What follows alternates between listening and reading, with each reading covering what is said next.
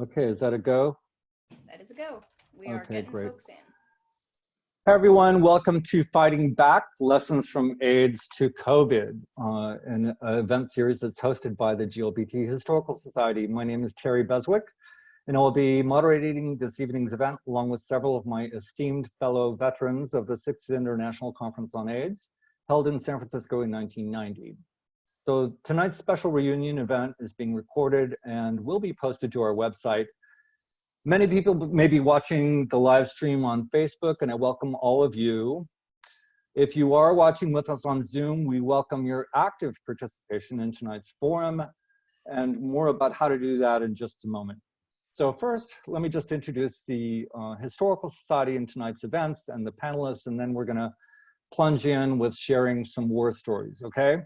So founded in 1985, the Gay, Lesbian, Bisexual, Transgender Historical Society is recognized internationally as a leader in the field of LGBTQ public history. Our mission is to collect, preserve, exhibit, and make accessible to the public materials and knowledge to support and promote understanding of LGBTQ history, culture, and arts in all their diversity. So our operations are centered around two sites: the Glbt Historical Society Museum, located since 2011, in the heart of San Francisco's Castro neighborhood, and the John P. DeCecco Archives and Research Center, open to researchers in the Mid-Market neighborhood. And although our physical locations are expected to remain closed for a while due to the COVID pandemic, please do check out our website, which includes a wide array of exhibitions, recorded events, and archival resources at glbthistory.org. And while you're there, please do consider becoming a member to support all of our programs, including events like this one. And a big thank you to everyone who made a donation when they registered for tonight's event. So, fighting back, lessons from AIDS to COVID-19. As with HIV/AIDS and the LGBTQ and other communities, the COVID-19 pandemic has upended daily life, culture, and economies of the entire world's population. And as with HIV/AIDS, the death toll continues to mount while we have been faced with a federal government that has been tragically slow to respond. And as with HIV/AIDS, we not only struggle to survive COVID-19, we learn to thrive within the pandemic and imagine the world we want to create after COVID-19. So with the Fighting Back series, we hope that people will be inspired to find ways to transform their possible feelings of anxiety, despair, or anger into action, and to find models for building community and solidarity in the midst of the pandemic. So tonight's forum is it's not really a forum, it's more of a reunion event, we hope, focusing on the 1990 International AIDS Conference in San Francisco. So 30 years ago, the 6th International AIDS Conference was held in San Francisco at the height of the AIDS crisis. Activists and people with HIV from around the world confronted political and public health leaders demanding action in response to the growing pandemic. This reunion of activists and attendees of the 1990 conference will provide opportunities for remembrance of the conference and to reflect on the conference's legacy and role during the COVID era. So this event is being held during the International AIDS Conference, which is currently being held online from July 6th to July 10th. And so with that, let me just briefly introduce each of our moderators for tonight's event, and then we're gonna kind of begin with going around the room and asking everyone to sort of get us started in sharing recollections from the 6th International Conference or any kind of reflections that you have on it in the current climate. Starting with my friend Moises Augusto Rosario. He's a long-term treatment advocate and educator for people living with HIV and AIDS. He is currently Director of Treatment for the National Minority AIDS Council and MAC in Washington, D.C. In the 1990s, Mr. Augusto Rosario served as the editor of Cita Ahora, the Spanish publication of the People with AIDS Coalition of New York, and was an active member of ACT UP New York from 1988 to 1992. Mr. Augusto Rosario has lived with HIV since 1986. Welcome, Moises.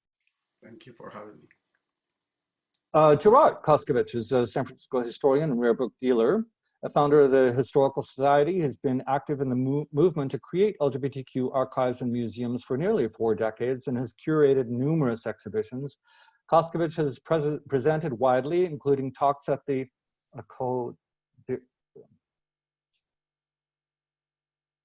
Go ahead, Gerard, just pronounce it for me. The École du Louvre. Thank you. I went online actually to hear a pronunciation and it just doesn't stick. It's just Kyoto, and also at Kyoto University and Oxford University. His writing on LGBTQ history and culture has been published extensively in English and French. He has lived in San Francisco since 1988 and was a frequent legal observer at ACT UP San Francisco protests. Welcome, Gerard.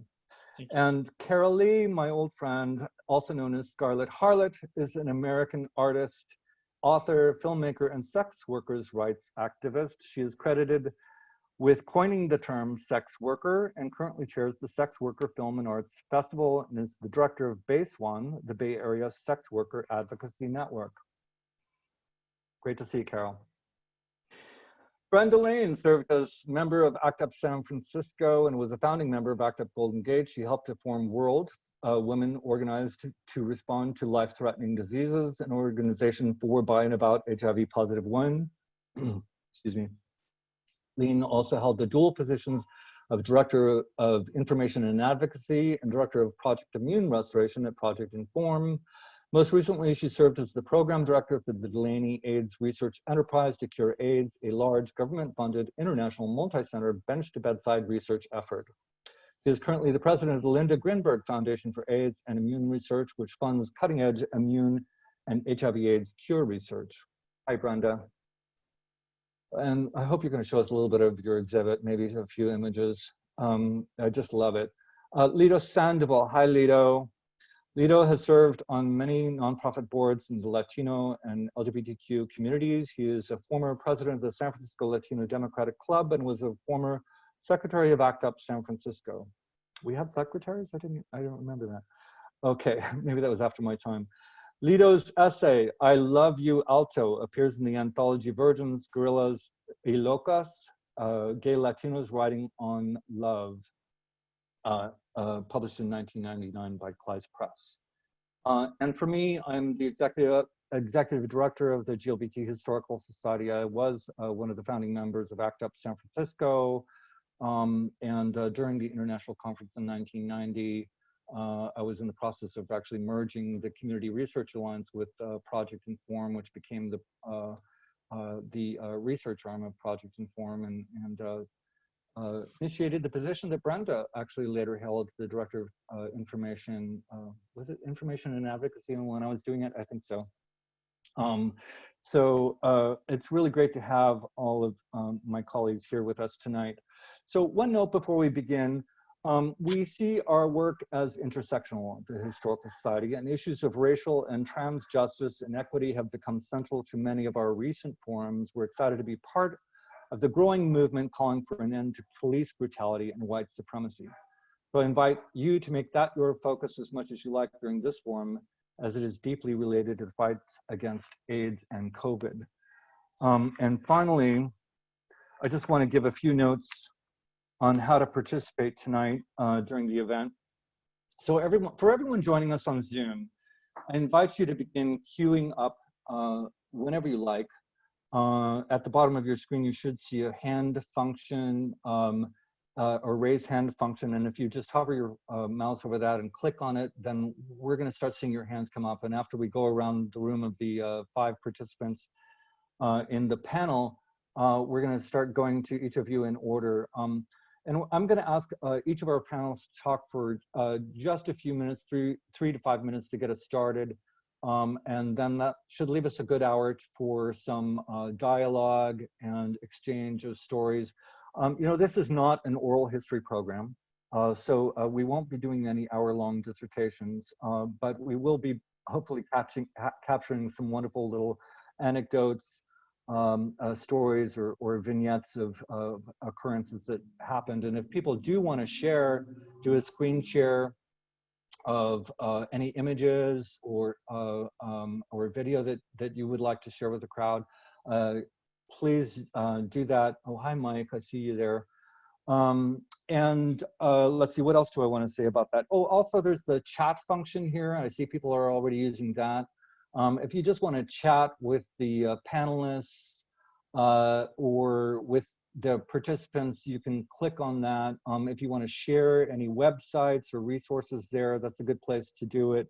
any events that are coming up that you'd like to share.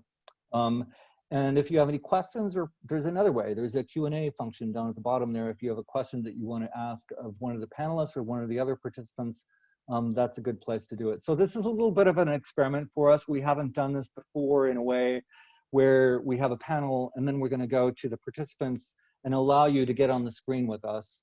But we're trying to replicate what we've done a few times before in the Castro and at the museum here, where we've had ACT UP reunion events, and it's always been a really wonderful gathering and a full house of people just sharing really, you know, wonderful, emotional and inspiring stories. And to the extent that that's possible here, we're going to try to do that. And so once you join us on screen or by audio, we're going to try to keep you on, even if we mute you. And I forgive me if we do mute you. We will unmute you if you would like. But sometimes we get too much noise going on all at once. So with that, Moises, I had you first on the list. I don't remember seeing you at the conference. Were you there in 1990? You have to unmute yourself. I was there at the Okay. conference. And I actually came with ACT UP New York, with the delegation of ACT UP New York. And, you know, it's funny because the first thing I thought was like, how old was I? And, you know, I was 25 years old, right? So this conference was like this big, huge thing for me. And, you know, being someone like so young, HIV positive, you know, with all these things going on, coming to the conference was very significant for me. Two things from the conference that made me think about things that we are, you know, that were significant to me, and that when I think about where we are now, they're still significant to me. The first one was when ACT UP, all the ACT UPs together shut down Dr. Sullivan, who was the Health and Human Services Secretary, and was the only, I think was the only representative of the Reagan administration at the conference. So he was scheduled to speak in one of the plenaries. I don't remember if it was the first one or the last one. So ACT UP decided to put together a demonstration to shut him down and take over the room. And one thing that I remember very vividly is the discussions that we had in the planning of that demonstration.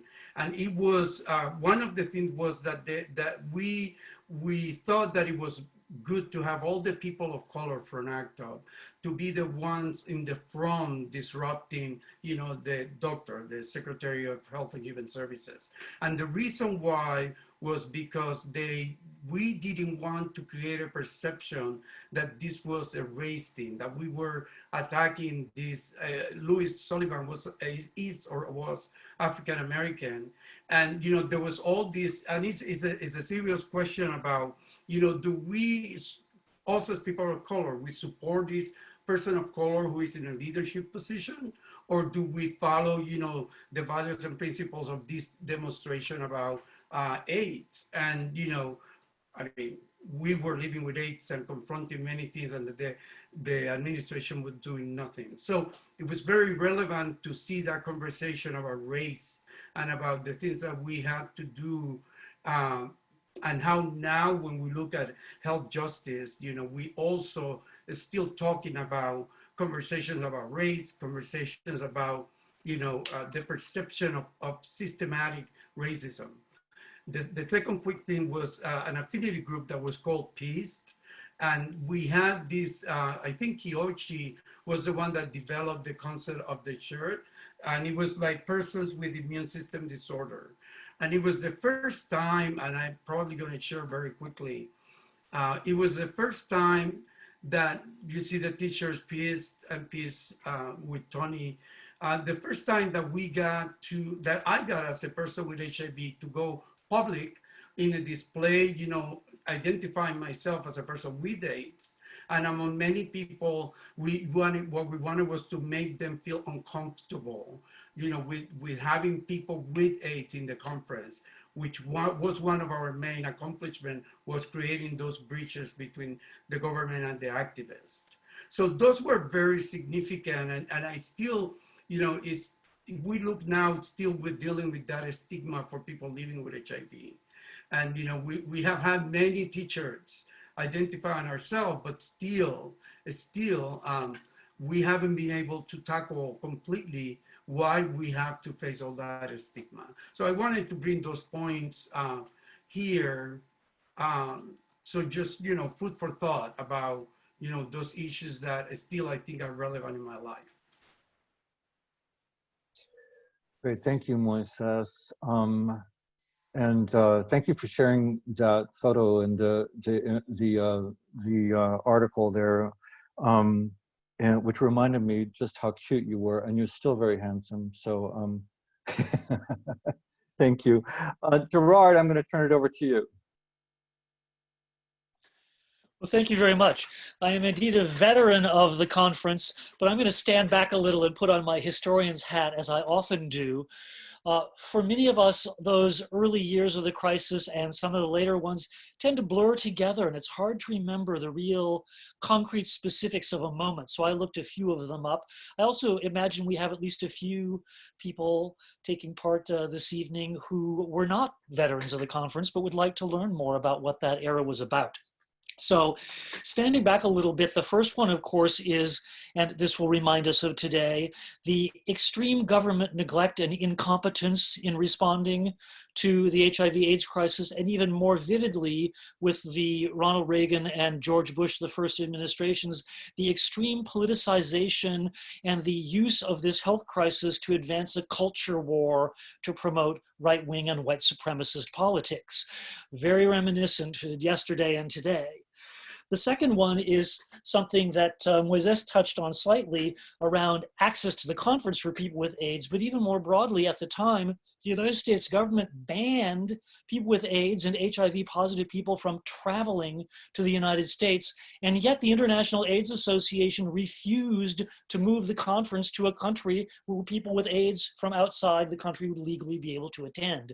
So those scientific experts were in their blinkered thinking, working hand in hand with the reactionary politics of the US government. For a sense of just how blinkered the thinking of the International AIDS Association was, they didn't know that the end of June was Gay Pride Week in San Francisco. They had no clue. They had no clue that that was a week in which 1 million LGBTQ people would normally be descending on the city, and it would be a mighty nice time for every militant AIDS activist on earth to pay a double whammy visit and have Pride and the AIDS conference all at once. This is how detached these scientific researchers were from the lived experience of a large part of the population touched by the disease that they were researching. And I suspect we may see some similar things today, although there is a much greater awareness in our research and medical establishments of health disparities related to race, income, and so on. A further one is that the conference was a week in which ACT UP and other militant AIDS organizations organized really fantastic militant, forceful, direct action protests with a different theme each day of the week. And the response in advance from the San Francisco Police Department was to freak out about the invasion of perverts and militants to this city. The SFPD had been increasingly attacking militants working on HIV/AIDS issues and attacking LGBTQ people.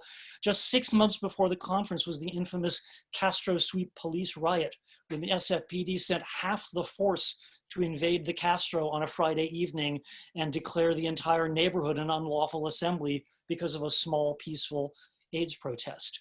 And one San Francisco cop, the notorious Gary Delanis, who was vice president of the Police Officers Association, the notorious guild of brutes that claims to be a police union in this town, said that he had heard rumors that AIDS activists would throw AIDS-infected blood at the police. No such rumors ever happened.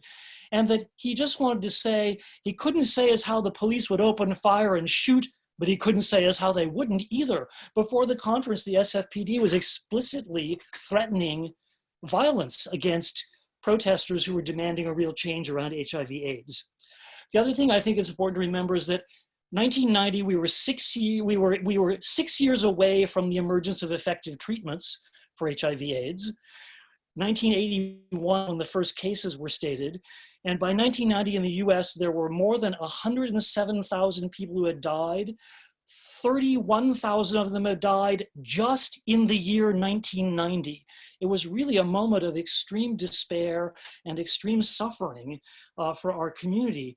And our activism in response to the conference was driven by grief at these immense losses we were experiencing, rage at the inaction, the incompetence, and the malfeasance of our government, and the cluelessness of the research establishment, but also hope to save lives, including our own lives, and dreams that some of us might actually survive into the future, along with the amazing queer culture we had built and that helped sustain us through this crisis.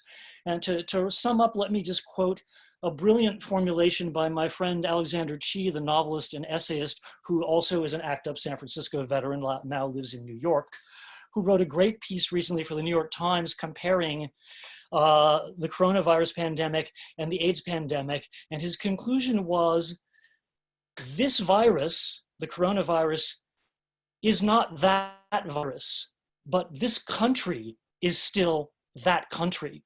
We're fighting many of the same fights, even if the particulars of the pandemics are different. And I think some of the tactics, some of the courage, some of the culture that we developed and that we saw on display during the AIDS conference in San Francisco can be perhaps an inspiration, or in some cases, a cautionary model for people today. Great, Gerard. Like Moises, you're a community treasure. Thank you for getting us started. Let's see, before I go over to Carol, I just want to say again, you know, we have a few people lining up to join us on screen or by audio. After we do Carol, I think we're going to go to Lido and Brenda, and then first in line will be our friend Mike Shriver, and then Coco Johnson and Laura Thomas. I'm so excited to have such great folks. And then Timothy, is that who, did anyone find out who Timothy is? Anyway, we'll get to him too. Yeah, so with that, Carol, what do you got for us? Talk to us. Well, I think I'm going to share the screen first, so let's just see how that works. And it does, right? Got it? Yep. Okay.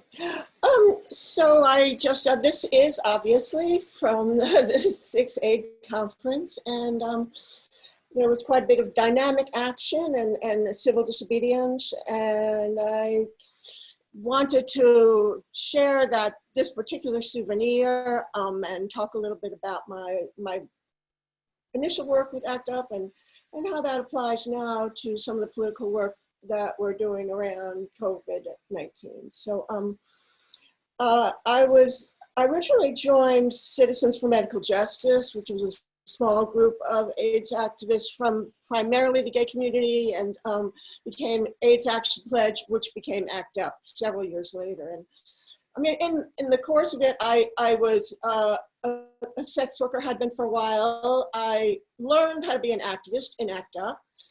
And ACT UP was certainly did not have a real intersectional kind of identity at that point. I think most of the people were white, most of the people were from a particular community, from the gay community in San Francisco, in our group.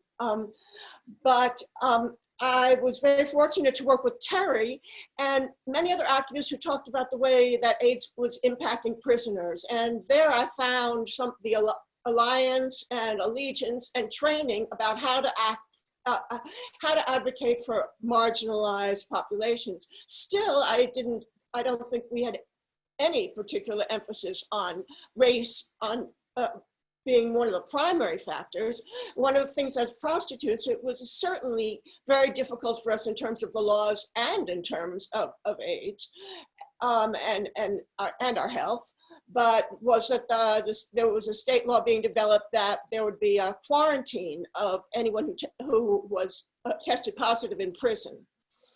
And it was a punitive quarantine because, of course, they don't have the kinds of TV or anything for the prisoners. So I was very fortunate to find Terry Beswick there, thank you, and to work on developing an analysis and bringing forth voices. I remember Hank Tavera, I remember that bringing forth voices through ACT UP to talk about how this was impacting diverse communities. So now, I mean, we weren't very successful, and now, first, ACT UP, sex workers always have had a huge presence at the AIDS conferences.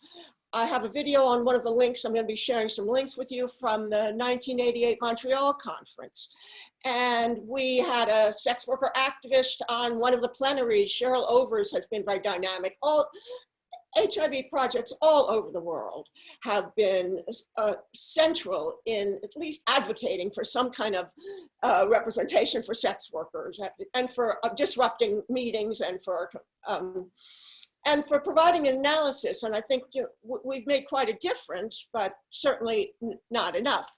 I think you all know that there was a law that was a precursor to the national anti-trafficking legislation, and part of it that says that any group that doesn't sign a pledge that they won't, that they're explicitly opposed to prostitution, they won't support any kind of legal prostitution, any kind of decriminalization. I mean, basically just says that they're opposed. They have to sign that in order to receive funds to help sex workers, to work with sex workers.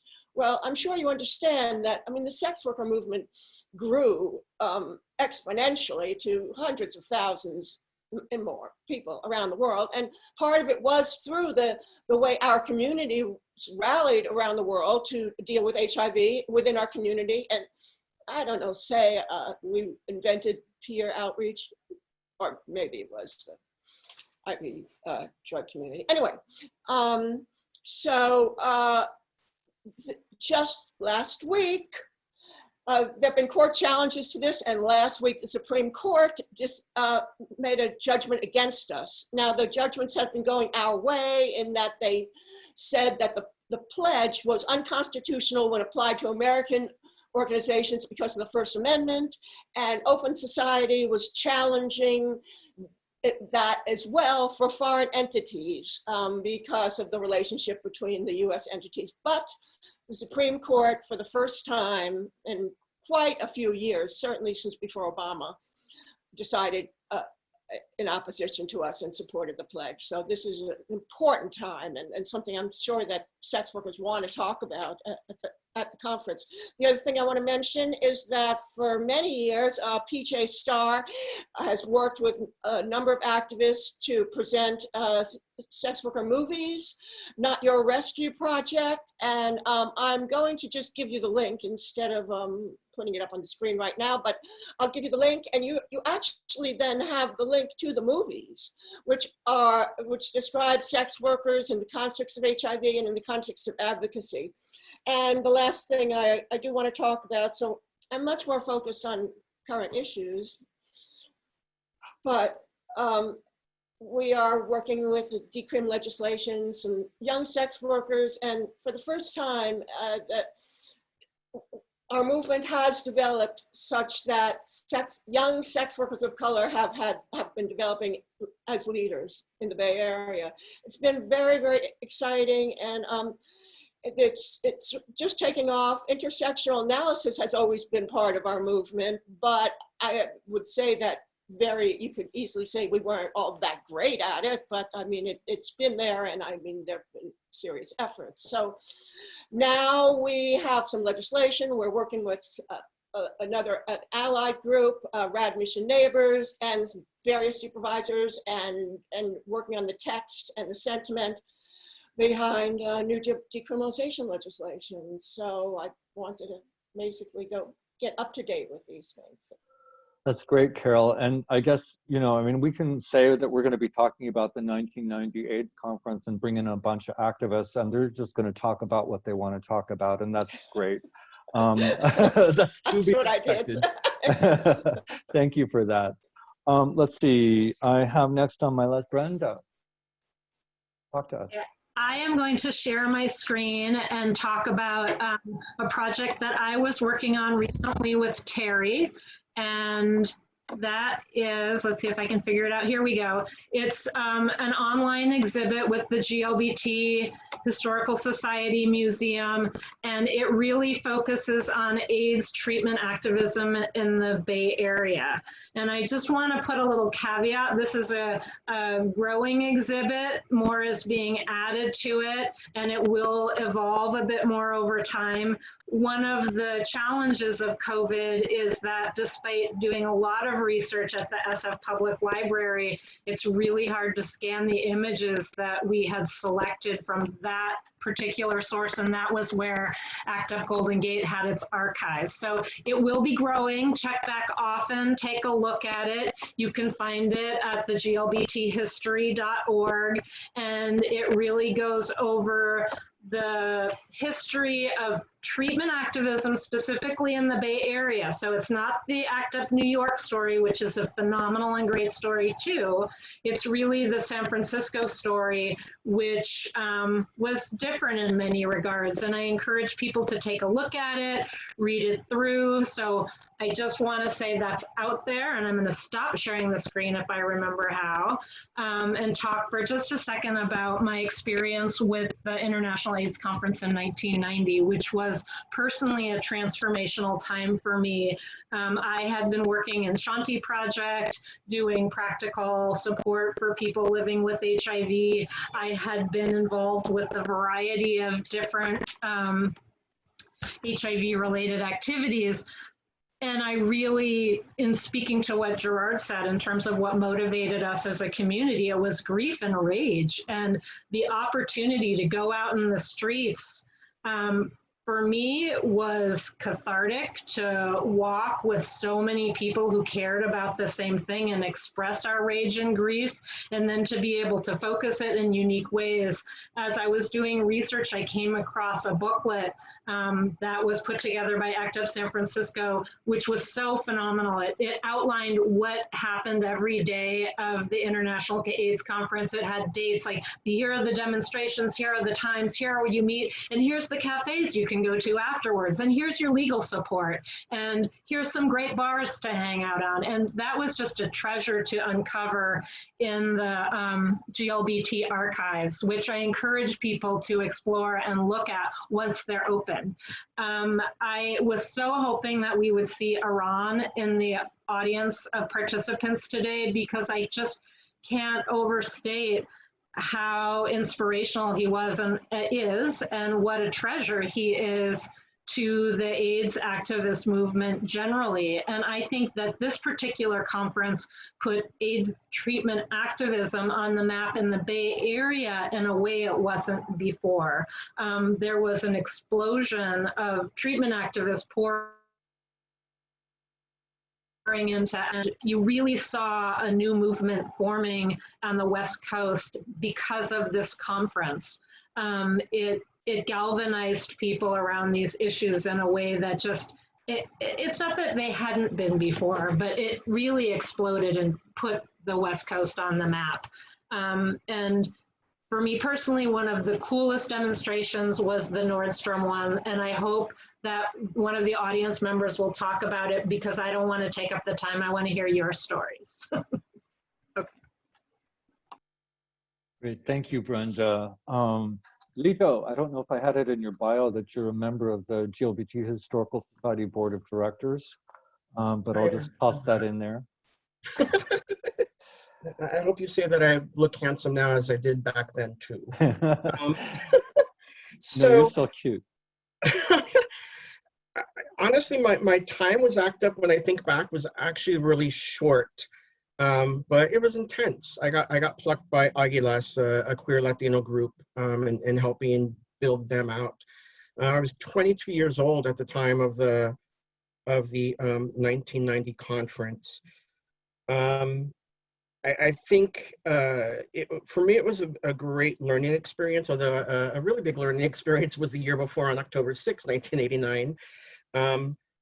But what was really wonderful about the conference is that the way, ACT UP chapters from all over the world came together. And it was just a really it was really beautiful. And it was just meeting people with the same goal of wanting to see, treatment for AIDS. We wanted to see women not be excluded from trials, because they were at the time, and they still are from trials. At the time, you made a thing about, you didn't know the club had a secretary, or the organization didn't have a secretary, was recording secretary. So I wrote notes at the time of our meetings. I was involved with the local issues committee, which focused on more local governmental things and city policy. I think probably for me, and also concurrently at the same time, what I remember is, I believe it was Cleve Jones had sort of I guess for lack of a better term, a summer camp of activists. And I just don't remember the name of it. I just remember the snide name some of us called it, which was Act Nice, as opposed to Act Up. I don't remember why or what we called it that. But also going back to the Lewis Sullivan demonstration, which I wasn't at, but we knew enough about. I'm talking about people, Black, Indigenous, people of color to the front of on the front line, which is sort of the opposite of what we're saying now when it comes to Black Lives Matters, where we're saying white people go to the front and protect the people of color. But this was just an example of how ACT UP was really masters at media manipulation and getting a message across and understanding how the media worked. Because if we did have white activists all up in front, the news articles would be white activists shut down African-American government official. So I think that was one of the beautiful things about ACT UP, is that we were very media savvy and we controlled our message, and we did it very well. And that's all I got to say about that. Great. And for each of you, feel free to chime in some more. I'm sure there's been a lot of thoughts provoked by each other's comments. And I just want to say hi, Mike. Thank you for joining us, Mikey. It's good to see you. And I guess you've been listening in. And yeah, and I was looking at that flyer that the UCSF has on their new exhibit. Actually, we'll try to put that link in the chat. But if you'd like to share it, I don't know if you've got it pulled up, but you played a role in helping to bring the community into the conference. Yeah, I did. Yeah. And actually, so for a historical context, what happened in San Francisco would not have happened in San Francisco had we not demonstrated in Montreal. At the Fifth International Conference, for people that don't know, ACT UP New York was working with some of the Canadian ACT UP groups, and Aran and myself and Michael Ryan went as sort of the San Francisco delegation to the conference in Montreal, and they stormed the stage before the opening of the conference and read what they called the Manifesto of Montreal. And some of the demands in that manifesto, we actually were able to translate into real programming and real change in the AIDS conference here in San Francisco, two of which were scholarships for people living with HIV and the community outreach sessions, which that flyer that you're talking about was the actual program from these 4 nights of free community outreach sessions that we provided to the community at the War Memorial Opera House, where we literally had the names from the conference come and talk about what they learned, what they know, to give new medical outreach, you name it, updates for everybody. And it was at that conference that Reggie Williams actually said the comment that has stuck with me forever, is that there's no such thing as a hard to reach population. We just have the wrong people trying to reach them. But in Montreal, following the taking of the stage, when the activists left the stage, they went down and occupied the opening rows that were empty. It turns out that those rows were meant for the African delegation. And this is important because when the conference organizers realized that not only was there going to be an activist presence at the AIDS conference in 1990, and that it was Gay Pride, but they had no tangible means of outreaching to the community to help understand what their concerns were. They were afraid of another disruption, plain and simple. So they created this community task force, of which they invited ACT UP to have a delegate, and that delegate was Michelle Rowland, and I was Michelle's alternate. And when ACT UP decided to boycott the conference in sort of collaboration with multinational groups that were all boycotting the conference because of the travel and immigration ban, I stayed on the task force because my agency was happy that I was there.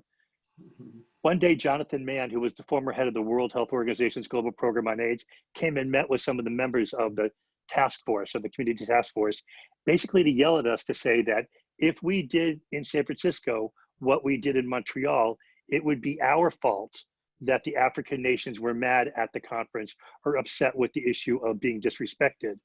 At which point I said to Dr. Mann, our demands are quite simple. We are getting no cooperation from the conference. We have some legitimate things that we would like to see the conference do. I was a little less politic than that. But the long and short of it is that Jonathan Mann said, okay, I'll help you. What do you want? And so the two demands that we said that we wanted were the community outreach sessions and the scholarships, both of which we got, and both of which I'm very, very proud of, because the community outreach sessions did change what I think was the way in which the conference had an obligation to talk to the local community about what was transpiring at the conference. This is all pre-social media. So the idea that you could actually have a free session that people could go to and hear Jonathan Mann or June Osborne or Pat Kristen or Peter Staley, et cetera. And the other thing I will talk about is that, to bridge on what Moises said, the visibility of people with HIV was fundamental at this conference. Not just having Peter Staley being the keynote opening speaker, but for folks that were at the conference, remember that before he died, Vita Russo helped interview about 7 or 8 people living with HIV in New York, and we had a little film of them. And Dana Van Gorder actually interviewed about 6 or 7 of us here in San Francisco, and we actually opened up that plenary with the voices of people with AIDS. So the very opening of the conference was predicated on the voices of people with AIDS. And we were very, very aware of making sure that we had racial, ethnic, gender, sexual orientation, diversity, because that was, from an ACT UP perspective, that was essential to the way in which we presented the voices of people living with HIV. I also got the living bejesus kicked out of me by the federal security police at the INS action the night before the opening of the conference, which was one of the most amazing affinity group actions that I think I was ever involved in. But the International Conference on AIDS was profoundly transformative for me also, because I actually saw how community-based organizations and the activist movement and public health could find some common ground amidst a lot of tension and a lot of justifiable distrust from the activist perspective towards the staging of the conference. But I think we did a great job of altering the way the conference was. And the manifestation now of the community outreach sessions is the global village. So we've had this profound and 30-year impact on the conference. So yeah, how's that? That's great. That's great, Mike. So much information there, and it really, my memory is not great, and I'm the ED of the Historical Society, so it's really kind of embarrassing. But that's why we have archives, is to collect this stuff, and that's why we do events like this. And we have the ACT UP Oral History Project, which is going to be continuing, and I think you contributed to that as well. Yeah, it's great to collect these stories, and there are synapses that are firing there. Oh yeah, I forgot about that. So that's really wonderful. Thank you. Coco, hi, thank you, welcome, thanks for joining us. Thank you for letting me join. Yours. Yeah, the floor is yours. Talk to us. I was very excited to have the opportunity to reflect with people who were also at the demonstration. I flew in with a group of people from ACT UP Chicago, and we were very enthusiastic to participate in the international presentation of ACT UP demands, and to have, I think also very excited to have people see that ACT UP wasn't just a New York or just a San Francisco thing. We've talked about other ACT UPs, but it was very important for us to be present with the national ACT UP movement in various places. And I was lucky to travel with ACT UP here, also to Washington, D.C., also to Kennebunkport, as well as Chicago during my time with ACT UP. And it was, I want to thank the people who organized it to allow us to have local homes to stay in. That was a huge help. I was 27 at the time, just finishing grad school, and having a place to stay for free was a great benefit. Also, I was already involved in the Radical Fairies at that time, and I remember very clearly in the parade, being able to march right on the borderline between the ACT UP contingent and the Radical Ferry contingent. So I got a 2-for-1 that way. That was very exciting. And similarly, for me, a really emotional memory is shutting down the Castro on Saturday night, on Pink Saturday. You know, that was before the sisters did it for us. That's when we did it on our own. That's when they tried to run buses through the crowd in spite of it being obvious that that wasn't going to happen. And for me, that felt like a unification of ACT UP and Radical Ferry energy together. You know, the Radical Ferry singing their songs, but the activists from all over the country being there to help meld the energy and take the streets on that Pink Saturday night. Of course, the everyday demonstrations, you know, built us up for that time. And then I think another thing I want to share is I live here in San Francisco now, but this that moment in time, the International Conference on AIDS and what we did in the streets there, that inspired me to carry on with other communities throughout my life, even to being now a past board member of Comfort and Joy here in San Francisco, where I try to bring that same kind of what can we do to build community energy. I just bring that back to San Francisco even now. So thank you very much for the time, and I'd like to pass it back to the host. Thank you very much.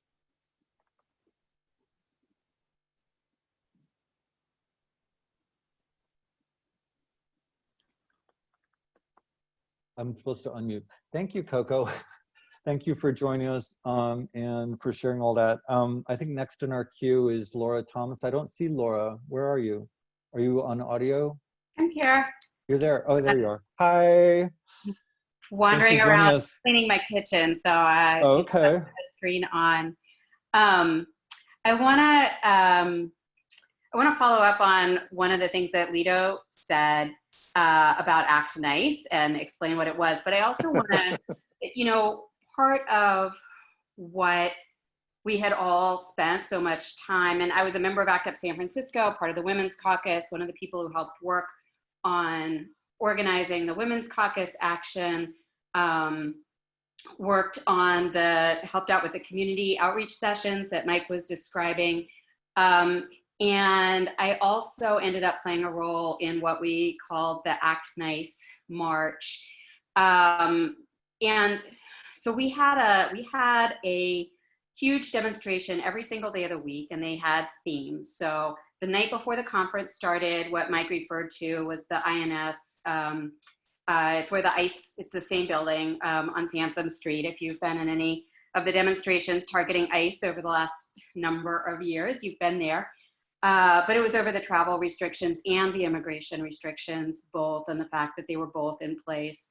Then the first night of the conference, and this is what Moises spoke about, was focused on people living with HIV and their need for access to the conference. We had one whole day that was focused on local San Francisco issues with this tagline about the San Francisco model is crumbling. We had the San Francisco model that was built on volunteerism. It was built on, you know, communities taking care of their own. And we had gotten past the point of that, and we were in the, this is a disaster. We need additional help. That's part of what led up to the Ryan White Care Act, right?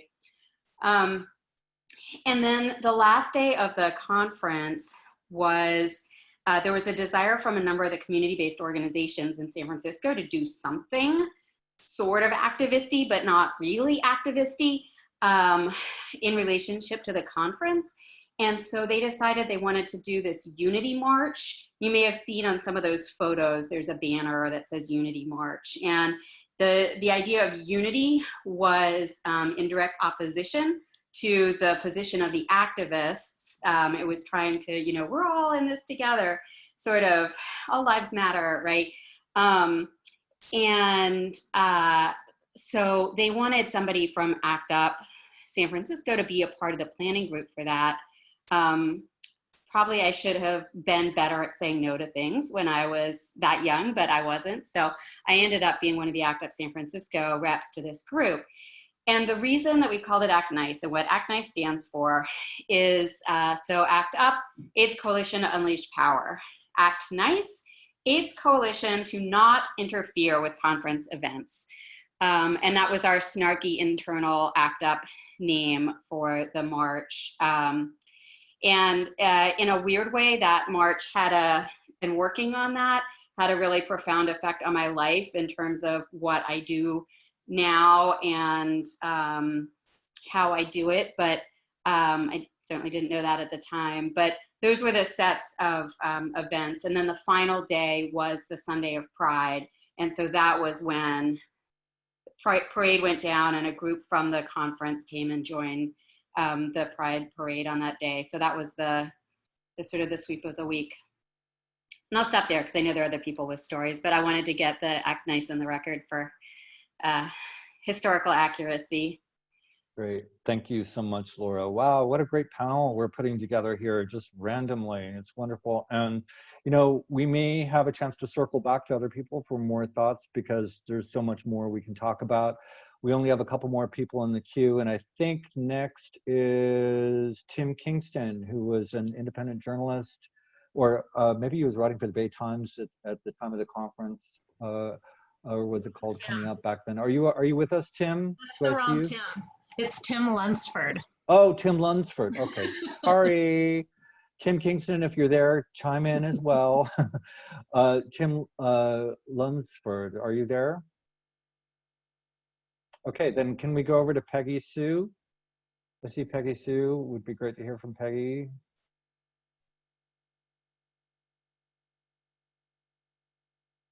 Okay, I don't see anyone. Oh, there we go. Hey, how are you, Peggy Sue? Nice to see you. Good. Thanks for joining us. I just wanted to chime in really quickly. I got arrested in all 4 actions that week. I was 20 years old and super excited to get my hands dirty, so to speak. And I have just one very quick short story that Gerard already knows because we gave a talk at my office on Zoom for Gay Pride Month, trying to connect the early ACT UP movement with a whole bunch of current pandemic / Black Lives Matter stuff. And I slept with the head of the ACT UP New York merch committee for free t-shirts. She was also attractive, but I really wanted one of every shirt, and I still have them. I will be donating them from my archives. Like I said, very short story. I slept with her for t-shirts because I wanted one of everything, and I got them. That's pretty much it. That's all I got. Oh, and Mike and I went on trial in federal court for the INS action, and I got acquitted because there was video of the police beating the shit out of me, but no video of them beating Mike up. So I think he got convicted and I was acquitted. I did. So that's it, really. That's all I got. If I could quickly jump in just to follow up on Peggy Sue, to bring out 2 really important things she said. One is the reminder that ACT UP and its activism were also quite rightly driven by love, desire, sex, pleasure. People wanted to be alive and to not be awash in death all the time. And so there was a lot going on at many different levels. And the trial that Peggy mentioned, the Sansom Street 8 trial, as we called it, was a very enlightening moment for some folks. For others of us, it was a reminder of what we'd seen right along. One police officer got up on the stand and brazenly lied, and then a video was shown demonstrating that the officer had brazenly lied, and all the judge did was say, well, jury, you don't need to pay any attention to the officer's testimony. That was it. Cops lying in court was so common for that judge that all she would do is say, oh, never mind what that officer said. No consequences, no nothing. Does this sound familiar about what we're seeing about routine police culture that people of color experience in this country all the time? It was a much bigger shock for middle-class white people to see that put on naked display at that moment, and helped many of us commit ourselves to changing the police power structure in this country. A lot of protest, a lot of anger and frustration, but a lot of fun, and certainly some sex thrown in there as well. And it's important to remember that that there was, we were young, and very vital in our energies. And it was important to, I mean, what we were fighting for was life. You know, we're fighting to live and not to, you know, march into the death camps. Hey, Moises, you started us out. I'm thinking you must be thinking something. Well, I mean, what you said about sex, it was so true, and God, I mean, that conference was transformative, not only politically, but also, you know, sexually. Like and not just because, yes, we were young and had a lot of energy, but also was a way to validate ourselves. And also those of us that were positive, you know, it was just liberating ourselves and have other people that even if they were negative within ACT UP, the fact that you were positive was not an issue at all. And that kind of brotherhood or fellowship, I mean, was amazing and transformative as well. And we provided that with the message of being sex positive, you know, and I think that with all the discrimination and all the you know, bad story about sex, I think that that was a political statement also, to have it out there also and show it out to the world. One thing I wanted to mention very quickly was, you know, it may seem that, you know, we are here a bunch of guys, right? Like we are, you know, 30 years after a conference that transformed our lives. And it made me think about the movement that is going on now with Black Lives Matters, and how, you know, at MAG, we have like these other young AIDS activists, LGBTQ activists of color, African Americans. And during all this time of demonstration, I have seen them being transformed when they go to their first demonstration for the first time. You know, when they realize that they have that power, they have the power to do that and to transform. And I you know, it's just amazing to see how we, when we were young, just, you know, had to go through these kind of difficult moments to validate and to preserve our ability to transform, you know, discrimination and systems that are not serving us. Yeah, Carol, can you tell us a little bit about what was going on in that photo that you showed us from the news article? I'm going to unmute you. You're going to unmute yourself, sorry.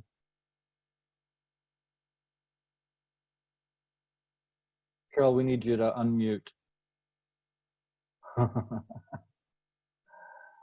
There you go. Okay, so sorry. There was a little problem. I didn't really find out about doing this panel until a couple of days ago, email accident. So I am not as sharp as I could be about what was happening there. I just know that, so I can't really tell you too much except the experience of being with so many activists getting arrested. And I don't know who else. So someone got arrested 4 times. They must have been arrested at this event, right? This was, how many people were at this event? Maybe a few thousand? I must say so in this article. But paddy wagons and going into the jail cells, and there was I would say the activists weren't really afraid. I think there was such a surge of energy and so much, I guess, confidence that we had succeeded, and that we'd, in some ways, in San Francisco at the AIDS conference, that we really changed the strategies of activism, that we contributed something to activism in general. So I felt that I wish somebody else would also talk about this, because I would have needed to recall every other aspect of it. Yeah, and Brenda. This is Timothy. Oh, great. Thanks, Timothy. Thanks for joining us, Timothy. Yeah, I was a member of Treatment and Data Committee in ACT UP New York. I finished law school about 2 months later. I had gone to night school, law school, and I worked at Citibank for the president. So I did not like my photograph taken. So I offered and did a lot of background stuff for ACT UP. And what I decided this time was I bought a little red wagon and I flew it out with me. And I went to the Staples store that was a block and a half away. And I gave them the document that Treatment and Data had put together, report to the AIDS conference. And I started photocopying that and bringing that wagon back to the center. And people started letting me in after 3 or 4 trips to give to Mark Harrington or Peter Staley or Scott Slutsky or other people in Treatment and Data. And we ended up giving that document to every member at the conference that year. And I spent $24,000 and was given the money back by ACT UP Treatment and Data and ACT UP New York. But I want to say that I also, too, did participate in the Gay March, and one of the fellow ACT UPers had put his cell phone, which I did not have and still don't have a cell phone, really, but he put his phone number on all the papers, and he wanted me to hand out his paper with his phone number and the hour of the day, which were hour apart appointments, and he wanted to give as many blowjobs as he could during the Gay Pride Parade. So that was the only thing I did during Gay Pride Parade in San Francisco, but I was definitely part of Treatment and Data when we split away from ACT UP New York and formed Treatment Action Group, and I still am a member after 31 years of ACT UP New York.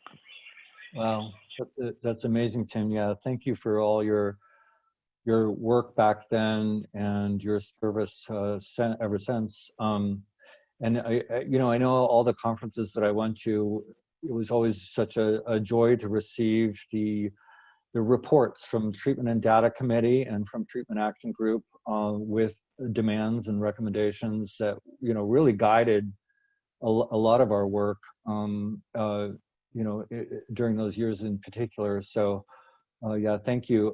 That's amazing. I mean, to print those, did you have a wagon that you were carrying these back and forth to? I had a red wagon. A red wagon, okay. Well, I'd love to have that red wagon for our archives if you still have it, but I left it in San Francisco. I'm just curious. I don't know if Gerard, if you're still on, but I'm thinking the International AIDS Society must have in their archives, I don't know if it would be at UCSF, but the recordings of all the sessions at the conference, which of course included the protests of Louis Sullivan and all the other amazing actions that took place during the conference. I don't know where all that lives. Yeah, I do not know where the International AIDS Association's archives are housed, if they are. Perhaps they simply hold on to them themselves. That would be certainly something worth looking into. It would be great to see appropriate footage of all of that material. And I'll just chime in a little bit on the Louis Sullivan action. It was the closing plenary session of the conference. And there was a kind of agreement with the conference organizers that there would be no disruption of the scientific sessions, but they would call all the bets off for that closing session because a lot of them didn't like the Bush administration's neglect of people with AIDS and weren't interested in hearing this ridiculous nonsense that would come from this government official. So when the activists arrived, they got in part because my housemate at the time, Billy Strusenberg, had forged conference badges to give out to people. Oops, I'm gonna have to hold on, I've got a noise in the back. Okay. This is Laura, just to amplify that.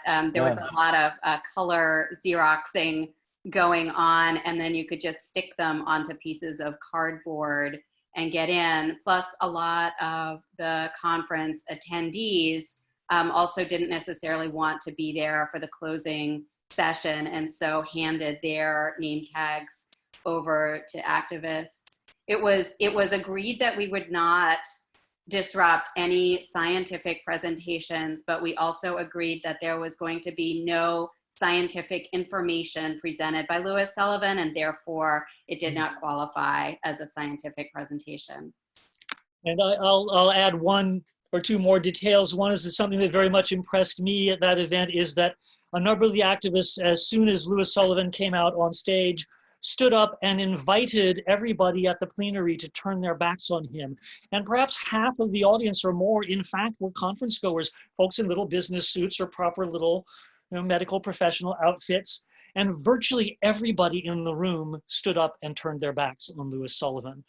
He was unable to deliver his speech and finally had to leave because of the booing and the air sirens. And there's a great photograph of several activists holding up a huge banner that says, "No more words, we want action." And in the background, you see the large screen video of this government official's little head peeking up there in the background, thinking he was going to give his meaningless double talk speech, which he didn't. Everybody then left that session, marched directly to Market Street a couple of blocks away, and jumped into the parade. And that was the ACT UP San Francisco contingent in the parade, where there was a huge die-in at that moment, blockading the parade. It really was a very, very dramatic afternoon. And Gerard, if I could add one more piece to that, the fact that we got so many conference attendees to stand up and join in the Louis Sullivan demonstration was a perfect bookend to the way that Peter Staley opened the conference in his plenary speech by having everybody in the audience who knew someone with HIV, worked with someone with HIV, was someone living with HIV who was not satisfied with the governmental response to please stand up, and basically sort of in his own way baptized half the conference attendees at their first activist action by standing up and expressing their displeasure at the government's handling of the epidemic. So it was really nice to start out so civilized with Peter's opening session to that raucous, amazing cacophony of all the folks in Moscone. Just, you could not hear Louis Sullivan to save your life. That's true. Yeah. There's so much amazing unedited footage of what was happening outside the conference in the GLBT archives. I mean, I watched video after video of some really beautiful, amazing post-conference and demonstrations during the conference video footage. I want to change direction for just a second, because I also think that one thing that was so important about this International AIDS Conference is that it put the organization Project Inform on the map in a very different way. One thing that was happening during that conference was data was coming out from the Compound Q trial, the community Compound Q trial that had taken place in '89. And there was a lot of forums to discuss this and a lot of media attention. And it got Martin Delaney in front of the press in a really unique way. And their database of constituents grew from several thousand to like 100,000 overnight. And it really changed the whole nature of that organization and how it served the community across the country. And not only, like, the importance of Compound Q, I think can't be highlighted enough in terms of what it meant to the community in San Francisco. Now, in modern times, I think of Compound Q as hydroxychloroquine. Here's this thing that was kind of toxic, that was probably overstated, but people were desperate, as they are now with COVID. And, you know, there was some basic science laboratory data that showed it was compelling, as there has been with hydroxychloroquine. But the difference, and maybe it's not so different, the similarity between these two drugs is how they galvanized a community. In current times, hydroxychloroquine is really galvanizing the extreme right in a crazy way. And to mirror that back with how Compound Q galvanized the community, particularly in San Francisco, has been quite interesting to reflect on over this time, because here was this pretty toxic drug that killed people, you know, the same way we hear hydroxychloroquine is killing people. And there was a desire, just a mad desire, to see it researched. And that research was being talked about at this conference in a couple of different ways that were important. One was, you know, the death was minimized to some degree, but it was contextualized in, this is how far as a community we're willing to go to see advancements for our greater community. And that's a real difference in hydroxychloroquine. And the other way that it was talked about community empowerment. We would take this into our own hands.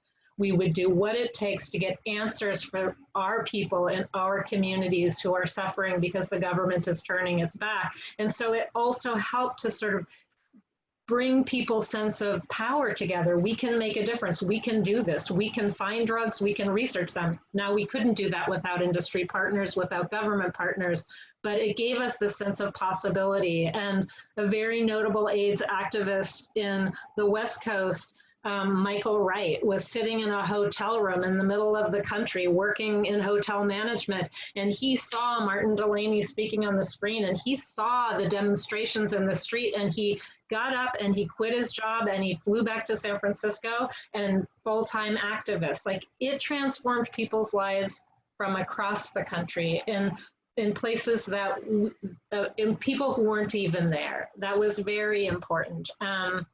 Not only those of us who were there were transformed, but all of those echoes across the country. It was a powerful time.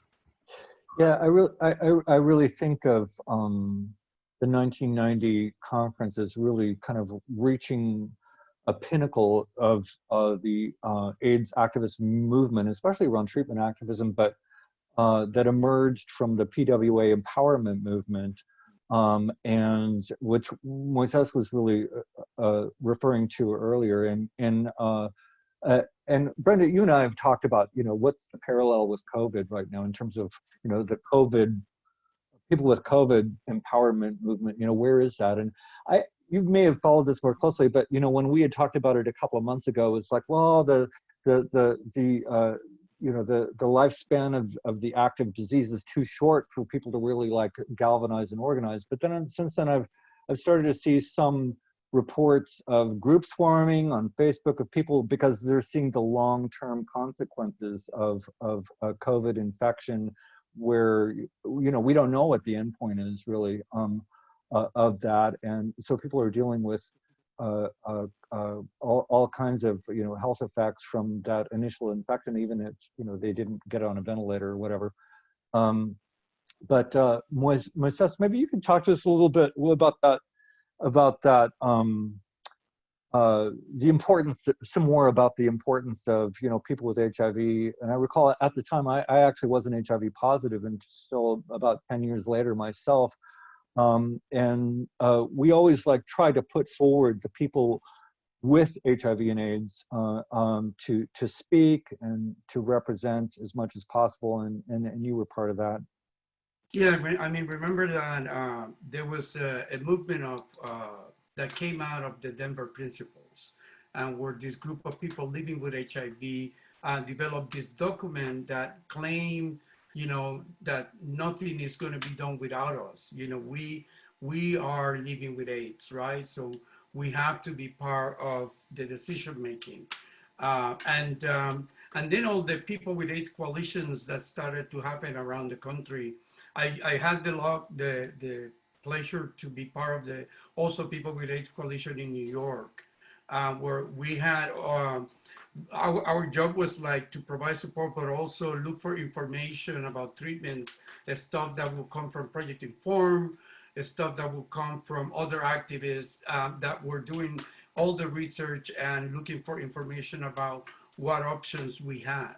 I had the Spanish version of the newsline that was called Sida Ahora, and we used to distribute it all around the United States, but also in Latin America. And we had people meeting in Colombia. I know some activists that would tell me stories about how they were waiting for Sida Ahora so they can get some information in Spanish about what was going on.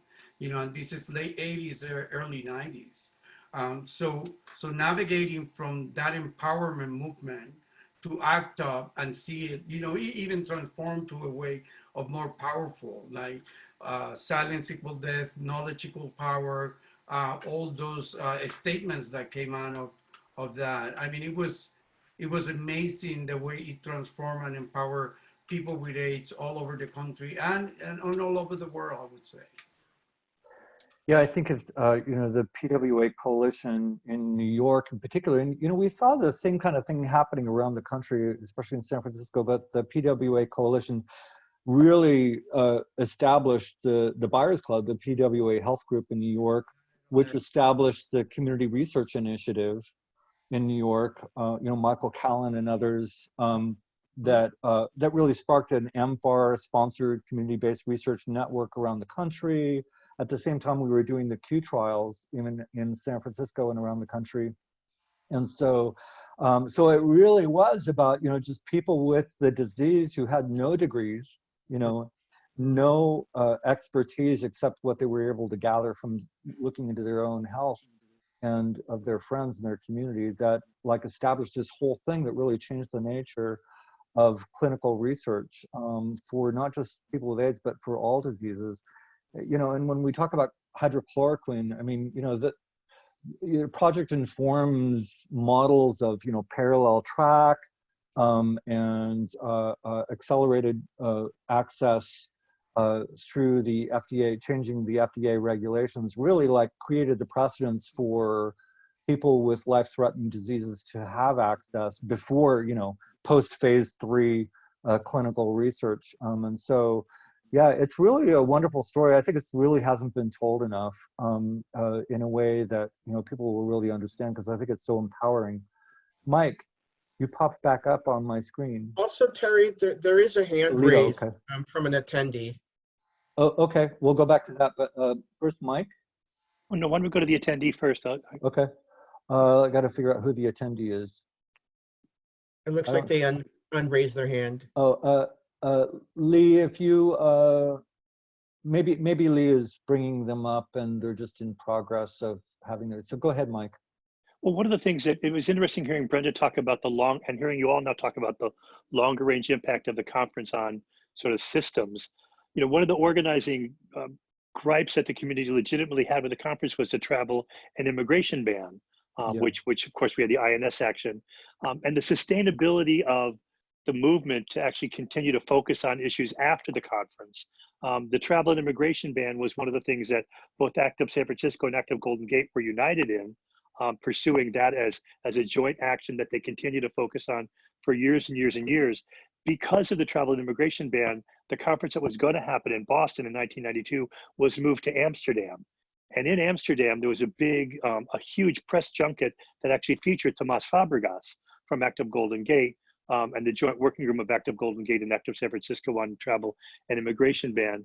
And also in 1990, a very hot issue that was to the side of the conference, but became central. We went through conferences ongoing, and now plays right into the issue around supervised consumption sites, was the issue of needle exchange. We were continuing to operate the needle exchange while the conference was going on, and literally a very famous researcher in the epidemic, who will remain nameless, drove up to see us doing needle exchange in a limousine, and came to the needle exchange site in the Tenderloin, opened up the limousine doors, saw what we were doing with needle exchange, and her organization from that point forward invested a lot of money in doing a lot of the policy research on legalizing syringe exchange here in the United States. So that's the other thing that from the community arose, this presence around the conference that actually had sustainability. But remember, the travel and immigration ban, while we were protesting it in 89 and 90, wasn't fixed until the Obama administration. So the idea that we were engaged in immediacy of problem that took decades to fix is also, I think, very telling and very instructive for all the social and social justice movements that we have right now, that it's a long haul for a lot of the issues out there. It's just not an immediate quick fix, because letting PWAs into the conference for free doesn't guarantee access to quality healthcare. And we're still on that struggle now. Yeah, and we definitely have a lot of echoes around, you know, immigration restrictions happening right now. Mm-hmm. And frankly, you know, with the conference going online, I think they may have dodged a bullet a little bit in terms of like the kind of protest work that might have happened with the conference happening in person. And appropriately so, and it feels a little frustrating that we're trapped on our computers. And so we have a new participant. I just want to go to. Oh, I'm sorry. I want to go to. Yeah, go ahead, Reister. Oh, we need to unmute you. There you go. Hi. Hi. Thanks for joining us. You were recruited by our panelists. It was like, jump in here, get in here. Yeah, I had made a comment about comparing AIDS to COVID, and a lot of people in the community want to do that. And I tell people that we can't compare it. They were so very different in so many ways, but we can contrast them and contrast them sharply. The numbers alone of the dead and the time frame that has happened in. Terry, you mentioned in the beginning about how it was killing all the right people and how the administration at the time felt that way. And it took the death of Rock Hudson to wake up America to the fact that AIDS was happening, to a quote unquote real American, a man's man. So in the beginning of this whole journey with COVID, I kind of sat back and, sort of took a back seat and watching everybody running around like chickens with their heads cut off and freaking out about having to stay home. And it triggered me 2 or 3 different times when they started talking about testing, when they were talking about quarantining. Those really hit home for me because I was diagnosed officially in 1987, but knowing how, when, and where I came out, I'm sure it was from the very beginning. So the things that we were doing back then, before Brian Wright was around, if those of us that were fortunate enough to put people in our homes, to feed people, and also starting nonprofits to give the assistance that was necessary. Even when Brian Wright began, it still wasn't enough. And small nonprofits were having to shore up the Brian Wright program to meet the needs of the people at the time. So what I love all these stories. I've met a couple of you, but hearing those voices and giving your actual events experience is amazing to me, and it's inspiring. And I hope a lot more people are able to look at this and hear those stories again, especially the younger generation, and because they just don't know what it was like in the very beginning and all of the struggles we went through to get where we are today. Yeah, thank you so much for that. And as I'm listening to all of you who've contributed, many of you have mentioned people that we have lost, that are not here, that we couldn't have on this panel, that didn't survive the AIDS epidemic. And for me, they feel present in this discussion, and their contributions really saved so many lives. So I'm really grateful to have everyone to represent them here on this panel and on other similar events that we do like this, and Brenda's exhibition, and to keep their memories alive. And as you said, Lester, that that those stories really inspire people in the current moment, I think, in ways that can change the course of the future. So,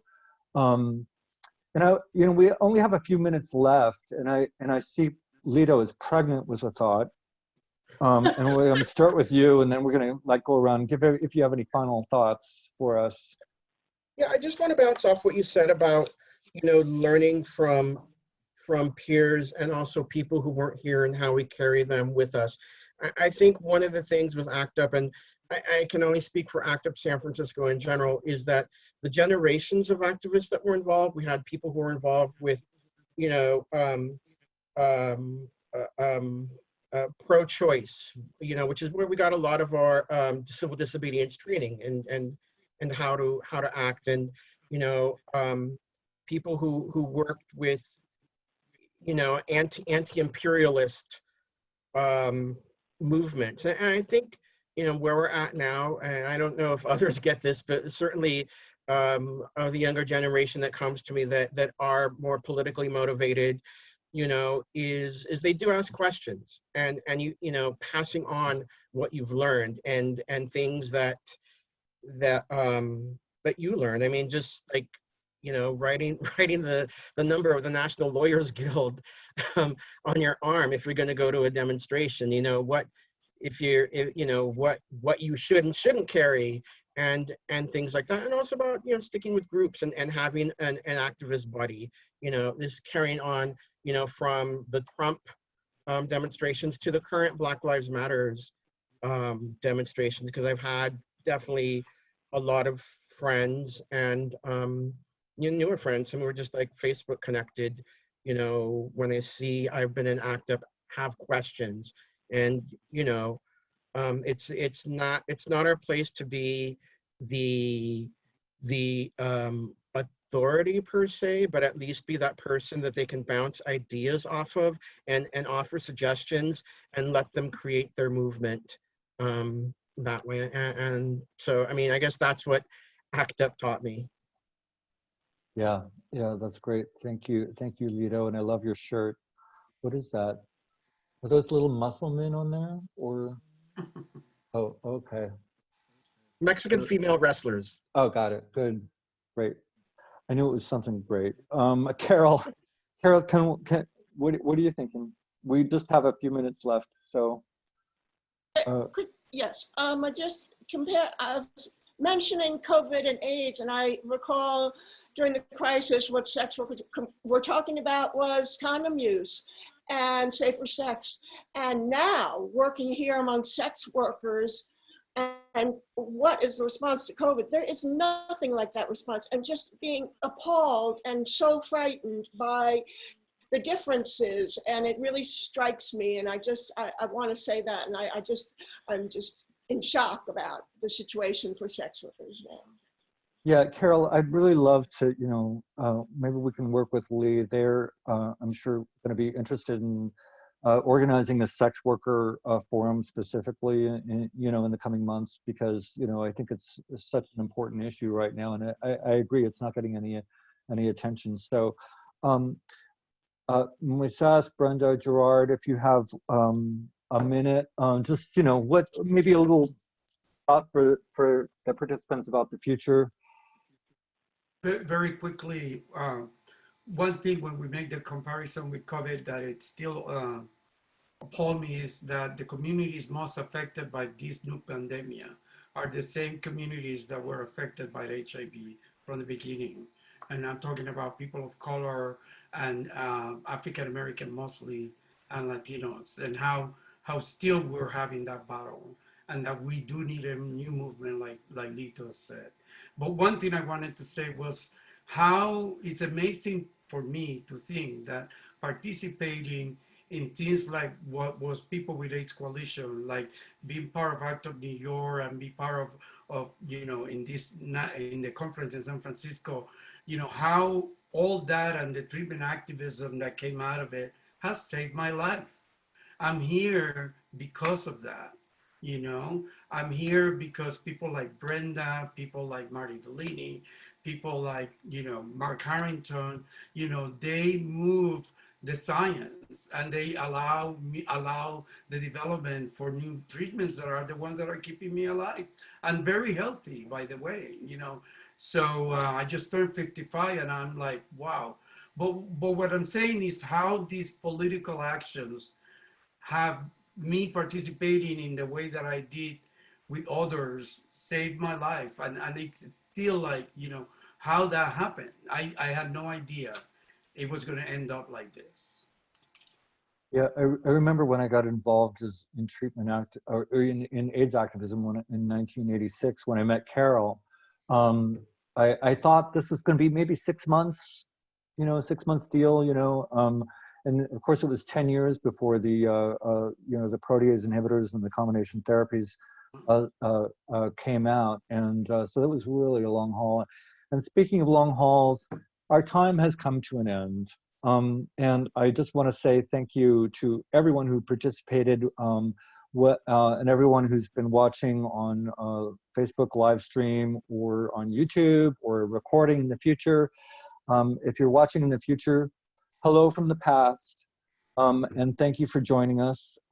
And please go to our website and consider joining the GLBT Historical Society at glbthistory.org to support programs like this, exhibitions like Brenda's, and all of our work to preserve and share, to collect queer history. And so with that, it's been wonderful to see all of you. Thank you again for all of your work. Peggy Sue, thank you, love you. Lito, Carol, I love you the most of everyone. All right. Bye. Bye-bye.